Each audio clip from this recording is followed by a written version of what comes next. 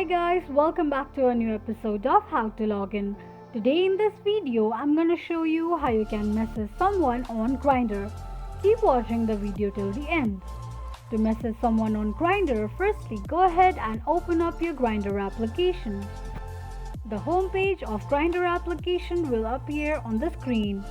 Click on the block of a person to whom you want to send a message.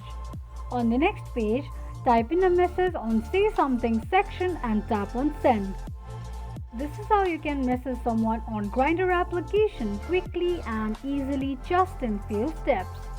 If you have any thoughts or queries, let us know in the comment section. Don't forget to subscribe to our channel. Also press the notification bell icon so that YouTube will notify you whenever we post a new video. I hope this video was helpful to you. Thank you so much for watching.